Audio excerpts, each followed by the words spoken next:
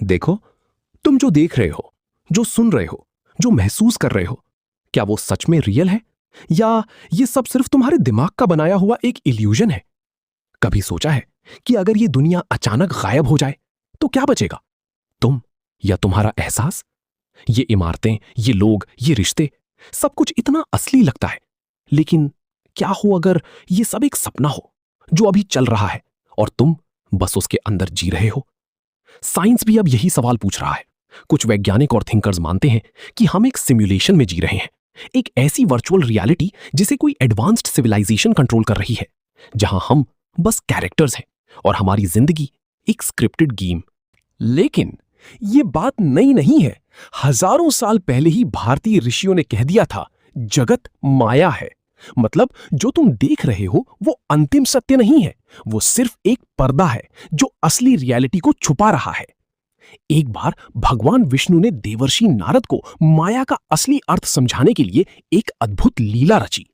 नारद, जो खुद को बहुत ज्ञानी मानते थे, उन्होंने पूछा, प्रभु माया क्या है? तब भगवान विष्णु मुस्कुराए और बोले, समय आने पर तुम्हें खुद समझ में आ जाएगा। कुछ ही समय बाद नारद एक साधारण मनुष्य बन गए। उन्हें भूख लगी, प्यास लगी।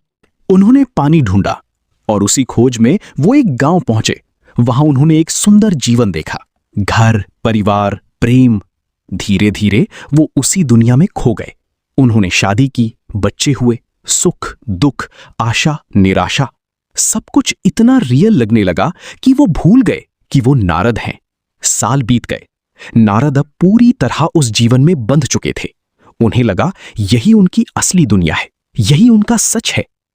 और तभी एक दिन अचानक सब कुछ बदल गया। बाढ़ आई, सब कुछ बह गया।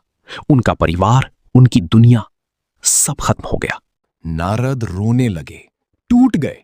और तभी उन्हें एक आवाज सुनाई दी, नारद, पानी लाने में इतना समय क्यों लगा? नारद ने पीछे मुड़कर देखा। भगवान विष्णु सामने खड़े थे और असली दुनिया में सिर्फ कुछ ही पल बीते थे। तब नारद समझ गए, जो उन्होंने सालों तक जिया वो सब सिर्फ माया थी, एक इल्यूजन जो इतना पावरफुल था कि उन्होंने अपनी असली पहचान ही भूल दी। इसी तरह भगवान शिव का तांडव या भगवान कृष्ण की लीला हमें यही सिखाते हैं कि ये पूरी सृष्टि एक कॉस्मिक प्ले है।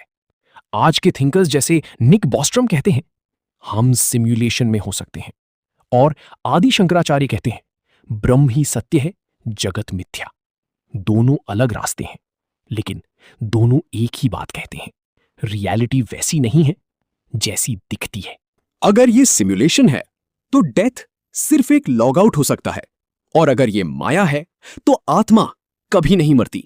वो बस एक शरीर से दूसरे शरीर में यात्रा करती है, जैसे कोई खिलाड़ी एक लेवल से दूसरे लेवल में जाता है। तो असली सवाल ये नहीं है कि दुनिया रियल है या नहीं। असली सवाल ये है, तुम इस इल्यूजन को कैसे जी रहे हो?